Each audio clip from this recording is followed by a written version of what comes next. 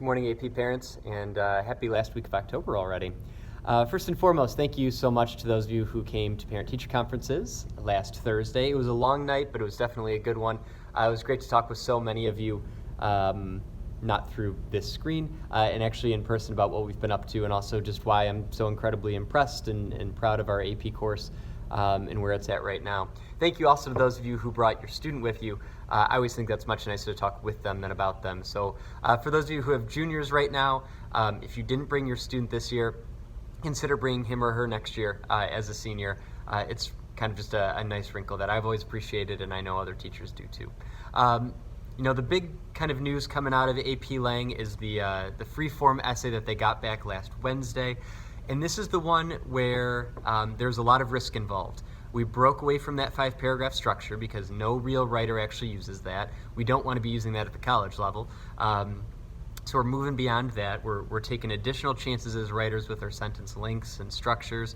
Some of us even took our claim, which always goes at the end of the introduction. We said no. We ended up moving that down almost to the end of the essay, making a claim there as part of our conclusion. So kids took big risks, and that's really exciting.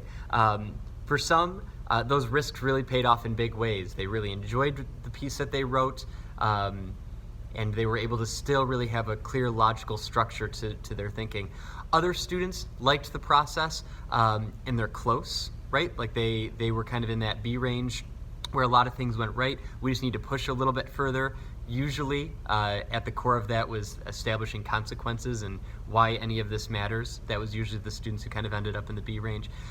We also had students end up in the C range, and a little bit lower, but for the most part, kind of the third category is in the C range. And that was for students who took the risks and they swung and they didn't quite make the contact that they were hoping they would. But that's okay too, because this is the one that we want to struggle on. We'd rather have those struggles happen early so we can work through those kinks. And the good thing is, the lessons we can learn from this essay, yes, we can go back and improve this essay, but really the big picture thing is it'll help us on the future essays too. But as I just alluded to, they can rework this essay if they're interested. In fact, they can rework pretty much any essay that they're interested in, with a few exceptions such as the midterm and a couple timed writings.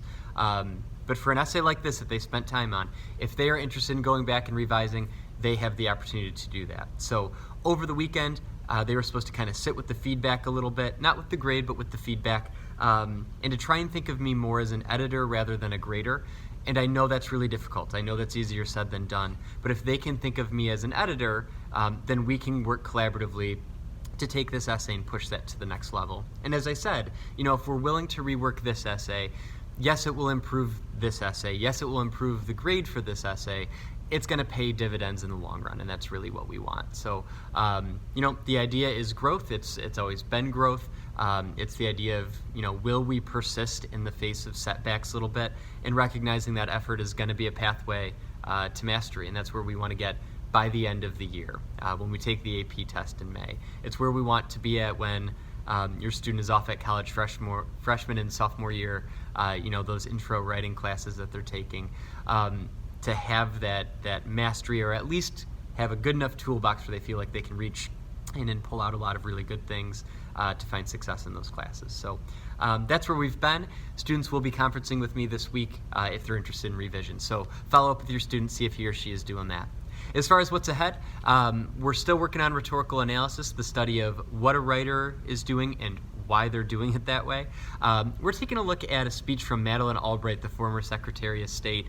She gave a commencement speech to an all-women's college. And so we're thinking a little bit about that dynamic of being the first female Secretary of State, giving a commencement speech to a group of young females about to go forward into the world. How does that rhetorical situation play into the speech that she wrote and the speech that she gave? We're going to be thinking a lot about what did this speaker want to accomplish with this particular speech with this audience in mind. And so the more that we think about her choices, the more we'll be able to think about our own choices as writers. That's going to be our goal. Students actually already wrote a practice essay on this. I gave them 50 minutes to write the best essay that they could, kind of similar to what they're going to be asked to do on the AP exam. That was just to kind of see where we're at. Now they're going to go back with fresh eyes. They're going to write a brand new essay, and eventually they'll take a look back at that timed essay and take a look at the choices that they chose to focus on back then versus the choices that they and strategies that they chose to focus on for this new essay. So certainly these essays will be better because of the time, but I'm even more interested in seeing what they chose to focus on, what strategies of Madeleine Albright's did they want to take a close look at that maybe they missed on that first time. Again, that will be a really beneficial thing for writing this essay, but I'm hoping too that then as we get into further rhetorical analysis work, they'll be able to sift through and make really intelligent choices about what they want to focus on in terms of the strategies that a writer or speaker chose. So that's what's going on. That's where we've been. So follow up with your student on a couple things. Is he or she rewriting the essay? And if so, when are we conferencing? Make sure that they've signed up for one of those dates, and check in a little bit later this week too, and see how things are going as far as the Madeleine Albright speech and how they're feeling about navigating that. Have a great week. Please let me know if there are any questions, comments, or concerns, and thank you again to everyone who came to parent-teacher conferences. Hope to hear from you soon.